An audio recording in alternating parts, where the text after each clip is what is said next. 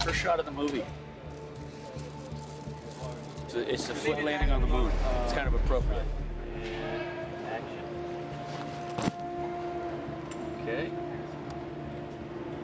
Good. Feels familiar. Still exciting. Still nerve-wracking. See, I got the shake. You see that? That's just called the directing jitters. 3, 2, 1, jump!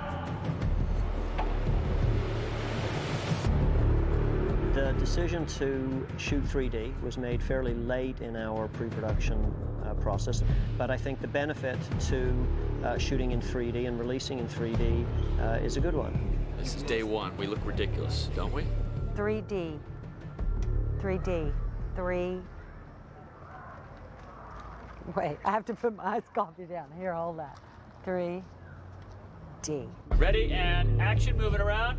Jim Cameron was one who really told me I should really consider doing this movie in 3D, really take a jump at it. So we did a lot of research. I brought in a 3D camera system and a crew, and I didn't want to know much about the camera. I want to just play a game like, okay, I'm going to pretend like I'm on a shoot. I'm going to time it, and I'm going to go from here to here to here to here to here. Okay, I want to see how fast they can leapfrog. That wasn't going so smooth. It has affected the way we shoot because it's much slower. It's clunky, it's heavy. You know, to set up those shots, it is a different thing.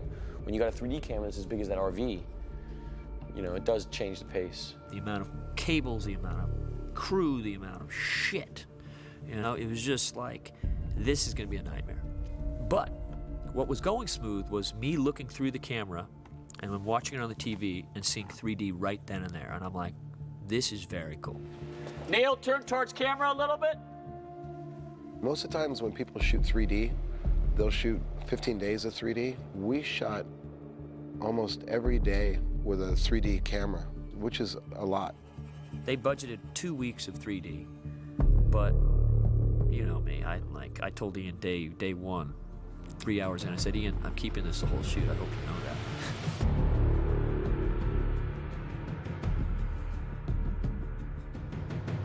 We put this camera through more paces than it's ever been put through in terms of the car rigs, the cable cams, and the craziness that we put this camera through. And learned a lot about it. It really helped the movie. It's a much different movie when you see it fully in 3D. I like it. It's a pain in the ass, but who said something being a pain in the ass is not fun?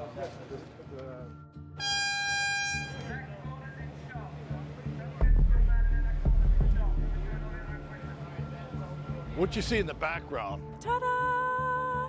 is part of a building that will, in the movie, will be falling over. When I saw the previs of the thing, I thought it was the most incredible sequence. Once again, Michael Bay has outdone himself. I don't think I've seen a more clever action scene ever. I think that thing is going to blow people's minds because it takes a gag you've seen before and turns it into something you've never seen before, and that's really hard to do. I'm sure they've had something tilted before in a movie, probably like Inception or something, I don't know, but they don't have any robots walking around the building. We're always a step above the rest because we got robots. When I say right, he's over here, and then I'll say left, coming back left. And then I'll say real right, go back away over there. Run! Yeah, it's good. Good job. All right, let's bring our thing down. We're done for the night. The engineering feat of the building sequence was a major challenge, and it all had to be engineered, done, built within 4 months. The gimbal was actually built a different way. It wasn't just like a teeter-totter. It was hinged, so it lifted from one side. Now, in order to achieve that, we had to build a special platform using hydraulics that would be able to lift the building up and be able to move that platform anywhere from 0 to 45 degrees, depending on what that building is doing at the time in the movie. We used an iPhone app to figure out where a human can't stand. We found that 24, 25 degrees was very hard to stand. At 25, 26, 27, you slip, you're gone. You cannot stop. We're going to go from 0 to 27 degrees. I still think we need a little steeper. Slow 2 degrees, guys, for the shot. I think we should go 22. That platform is 1/3 of a football field. We put 5 or 6 different sets in it. We'd go away for a couple days and the set dressers would come in and redress it for a different scene and for a different floor. We had the cafeteria, the lobby, and all the offices on the different floors. It took quite a few weeks to doing that. You been in there? No. It's a mind. You get in there, it's like the movie Inception. It was bizarre. You walked into it. It's a square box, but your equilibrium is off. When you're standing in there the first time and suddenly something flat goes to 26 degrees, and then everything is leaning, it's a fantastic phenomenon. It's like being in Titanic when you're standing in there, isn't it? It's fantastic. It's nauseous, that's what it's like. The tilted building was a nightmare.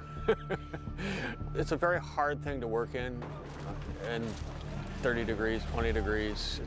It's not normal. Go! You, come on, guys. Come on, Jack. Oh, this is gonna be hard. Ready? And 3, 2, 1, action. When it was all the way up, you couldn't stand.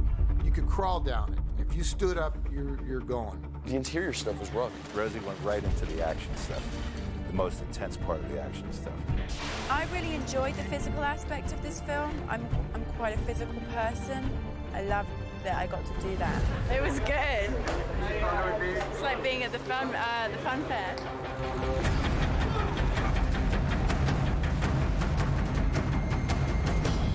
I said to Shia, I said, you know, I really want to bring the acting game up on this movie.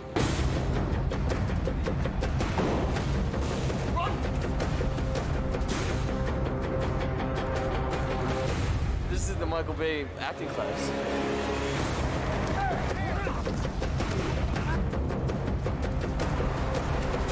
He said, on this one, I want to try, Shia, think about a pet bird. You have a pet bird, and that pet bird dies. Think about that on the way down. And I did, and it helped.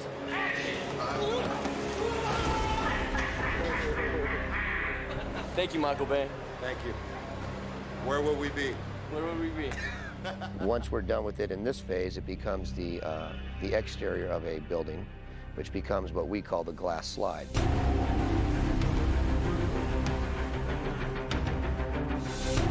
We sheeted that with glass, and we were able to wax it and slide the actors down it into pads and stop. To speed them coming down the slide, this 110-foot glass slide, he had them sprinkle baby powder on their rear ends so that they would scoot down even faster.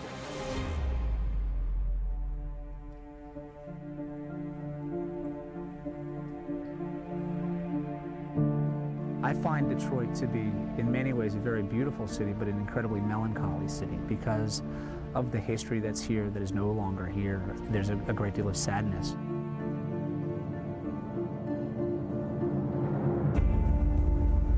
Detroit is definitely feeling it right now. I mean, of all of the cities, you know, especially out there where they make so many cars in that city, they feeling it right now.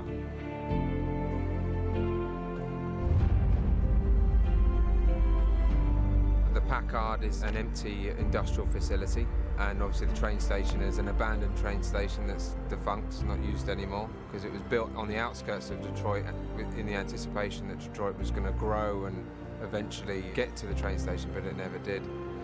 Pretty much all these buildings are derelict, and we have to make them habitable and safe. Detroit allows you a lot of that stuff. It's got a lot of destruction there. It's just, it's very dilapidated. It's sad.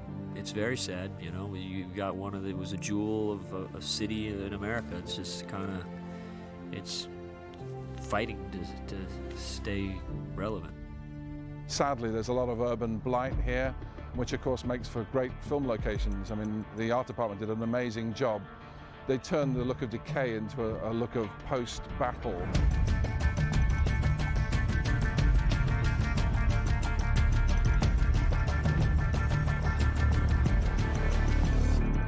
The biggest dress for us was to produce 5 rail cars and get one of them coming out of a 3rd floor window of one of these buildings, and then the rest, you know, as though they'd crashed.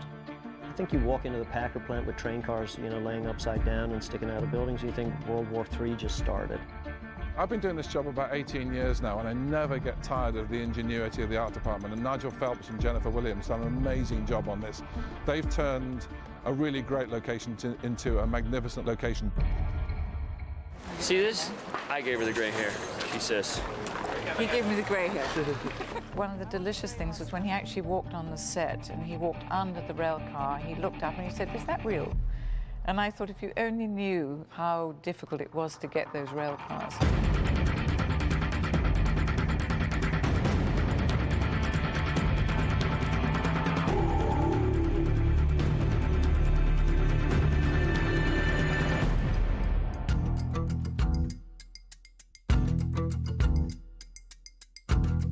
We're at the GM Heritage Collection, which is one of every car that GM's ever made. Amazing, isn't it? Car heaven.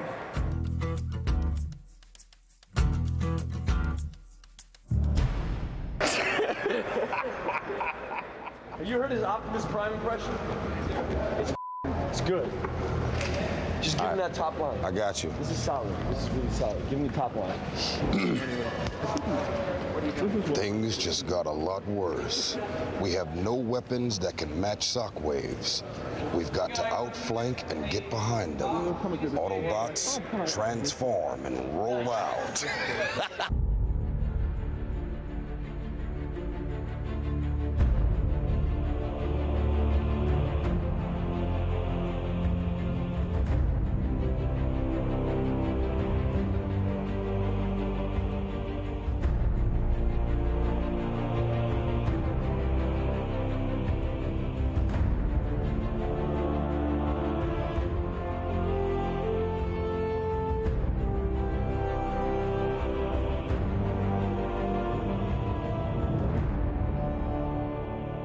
Going to shoot on Pennsylvania Avenue, and there's the Capitol in the background. And the logistics of working in Washington, D.C. are so challenging because of all the different permitting process that you have to go through and all the different governing bodies. Washington, D.C. was by far the worst city I've ever shot in my entire life.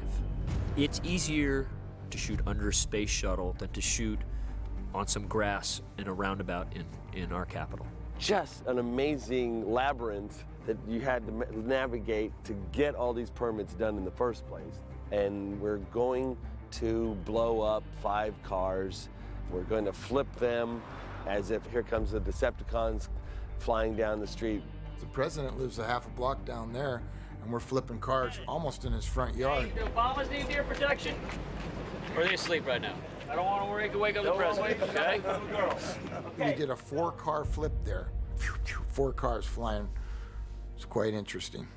Basically what it is Decepticons are coming through the trees. It's as if the bad guys are running up and overwhelming. It's like a swarm of them. They're coming and they're going this way and they're running down that way. There's 5 propane poppers out there. There's going to be Willie Pete's and sparks and propane bombs back in here. We have 3 or 4 of the large sparks that shoot up into the air. This car's a flipper, that car's a flipper. You're going to react to that one because the robot comes by and hits it? Their stuff is a flipper, that's a flipper. That thing's going to get hit, that thing gets hit, and this car gets hit. This car's going that way, this car's going to be hitting this car. It's like boom, boom, boom. Bam, bam. Flash, flash, spark, spark, choo, choo, choo. Okay, guys? All right? All right. All right. Okay? All right? All right, guys? Okay, any questions? Okay. John Fraser and Jim Schwalm of Physical Special Effects and Kenny Bates as the stunt coordinator. You have to coordinate a lot of huge events on a weekly basis, if not daily basis. A lot of coordination that has to go into what the human beings are doing with the fireballs, with the flying cars, with the flippers, with the drivers. All these things have to come together and they have to be seamless, and quite often there's not an opportunity for a take 2 because something is going to be damaged beyond repair. Ready, guys? Rolling cameras. Ready? A lot of coordination, a lot of discussion, and we get it done.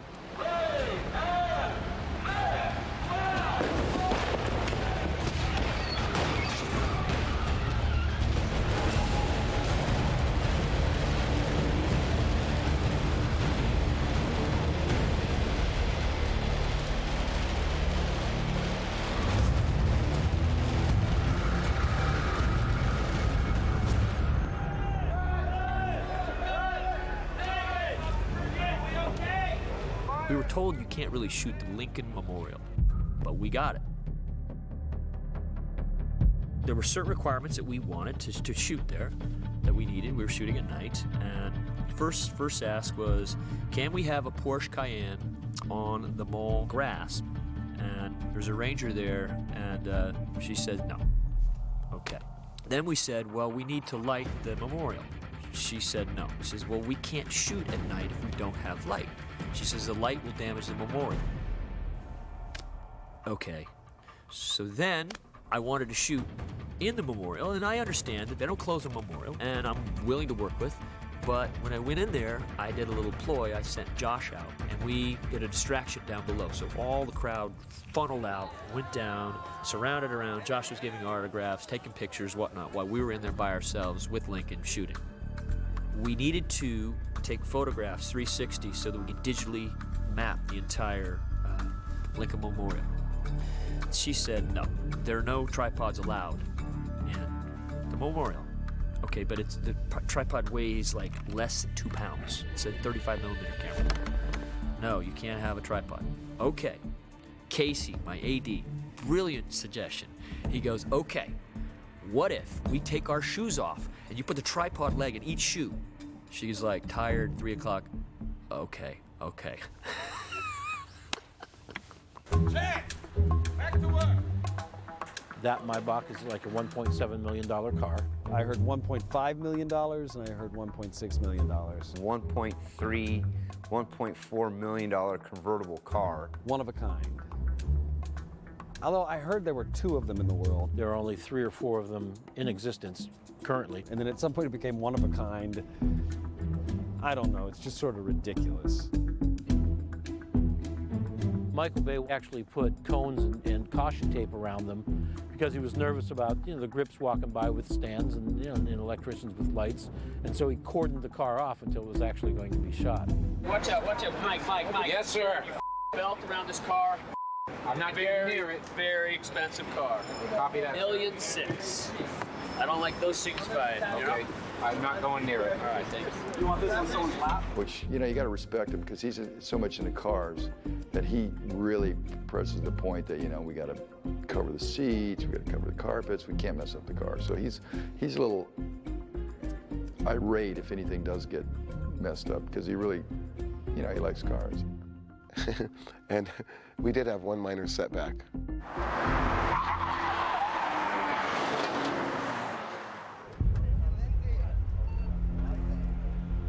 That was the day that Michael just.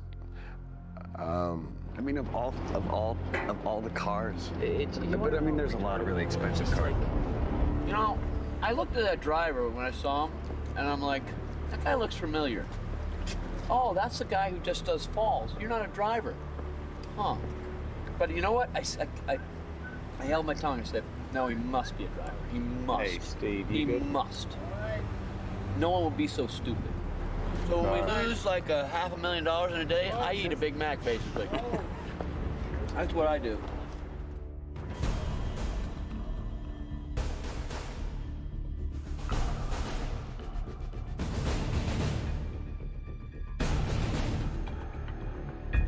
Transformers 3 was the first feature to shoot at Kennedy Space Center post 9/11. So their security rules and their protocols were much stronger and much stricter than they were when Michael shot Armageddon there. On our first meeting with Kennedy Space Center, it was, you will not be able to film beyond the gate. And then so kind of accept it, but you keep going back, keep asking, keep bargaining, and keep twisting the arm, and eventually, on the day where you're right up underneath the shuttle. I think Michael wanted to be the only director who shot there twice, and we did some amazing things. We got to shoot on Pad A with the shuttle right behind us. To be standing so close to the shuttle where normally even NASA employees don't get to go as close as we got to go, so we were honored. It was fantastic. The other great thing about the shuttle is that the day before we started shooting, the whole gantry system had to open up for some maintenance, and which revealed the shuttle in its absolute glory. And it wasn't scheduled, it wasn't planned, and we were just lucky. It's serendipity. I don't know what you call it. How does it all work out? That they had to keep the doors closed an extra day, so when we were going down there to shoot, instead of it being enveloped by this big superstructure, the doors were open and revealing the Discovery on the platform. I mean, it was unbelievable. Well, it's a special day because it's opened up. You know, when we were doing Armageddon, it's usually closed, not as cool looking. Mike likes to portray this very masculine character all the time. And sometimes when we have to do emotion, I need a different guy. I need the sensitive Bay. So for me, those scenes get difficult. If it's MOS or something, then that's great for me because then I can kind of play my music. There was one time where we're underneath a space shuttle in NASA, but what we're filming is I'm losing my best friend who's now leaving me, and I may never see him again, and he's leaving because I threw him under the bus, essentially, which is a big deal, you know, and Sam's conflicted. And I was like, you know, Mike, I need to play this song, which was a song by a person called Feist, which is a woman who sings, so it's feminine, right? Mike's not having it. And I play my song, we do the first take, he's like, no, not gonna happen. And he takes my iPod out and he puts in his iPod. And now he puts his orchestral, symphonic, you know, March Up the Hill music. And I'm like, man, this isn't it for me. The marching up the hill music, it's not what I need right now. I need this is what I need. He didn't want the orchestra music that would be appropriate for the scene in the movie. You know, I'm looking at the whole picture here, and Shia's got a very kind of harder-edged music. It wouldn't work for me to judge the scene with something so counterintuitive to what would be in the scene. That music would just take me out of watching his performance. But he kept harping me about the music choice, and I was like, Mike, the whole reason we have the iPod speaker out here is so that I can work myself up while you sit behind the camera and devise the shot. This is what I need right now, Mike, and I know it's weird and strange, and we got into it and it became like an explosive, one of our worst fights ever underneath a spaceship, which is pretty silly. I mean, we made up right like 2 days later, but I mean, me and Mike wrestle. That's our relationship. We get in there and wrestle.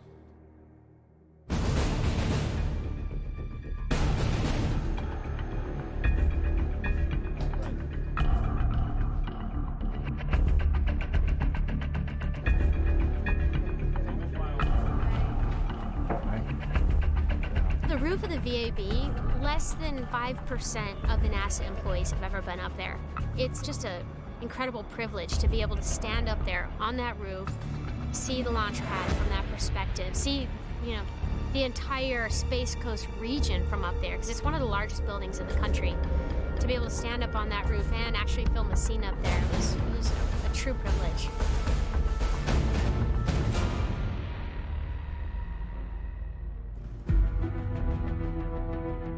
The SSPF is the space station and processing facility. So they pack all the clothes, the food, the research materials, everything that goes up to the space station. So those folks are working in bunny suits. And here we come with the film crew, and our guys had to wipe down the cable. I've never seen cleaner cable than the cable we had inside the SSPF.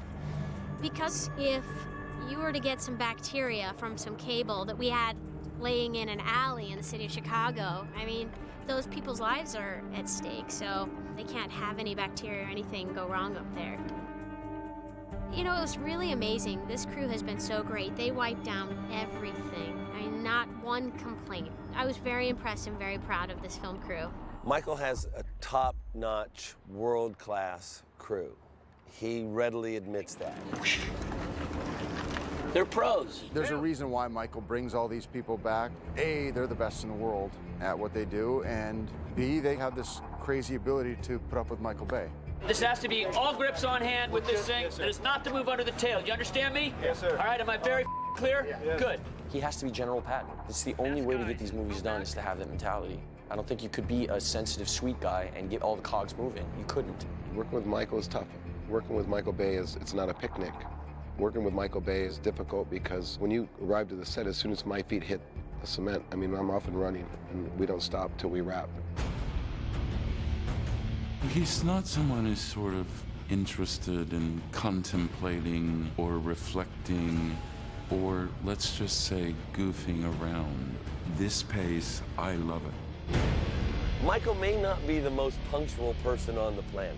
I'll say that much, okay? But when he does show up, he wants to go, go, go, go, go. So everybody has to strap it on and just run to catch up, because the man's amazing. He's got his own name on his tennis shoes, and he's all go, no quit until it's time to stop. Or I guess as Michael's tennis shoes says, boom! Bam! I can't see it. No, I That's the commercial. That's the Nike Market commercial. Here we go. Ready? Ready? Go one more time. Ready, Mike? 1, 2, 3. Boom! Bam!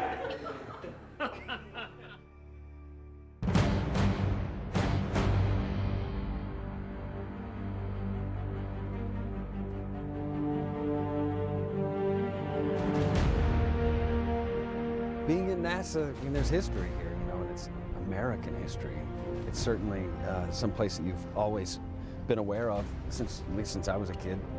And so many things in our lives came from NASA. I've got one of those Tempur-Pedic beds, that came from NASA.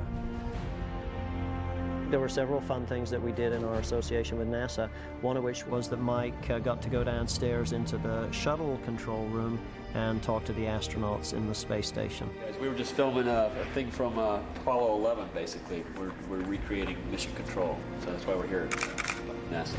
Well, that's great. I love the first 2 movies and look forward to seeing the third one. When is that supposed to come out? That comes out July 4th, and this one's the best of them all. It actually focuses on the space program and why we really went up to space. To protect Earth from the evil Transformers? I think one of the great things for me about having a NASA and a moon theme in the film was that we got exposed to NASA. And for me, growing up as a kid in the 60s and watching man land on the moon, there was something epic historically that touched all of us. And to have that become a part of our film, and to meet Buzz Aldrin and to meet all the folks at NASA, both at Cape Canaveral and the Johnson Space Center that we met, and to see firsthand what it is that those folks do to send astronauts into space is mind-boggling and just an enormous human accomplishment that really made a mark on me and our entire crew.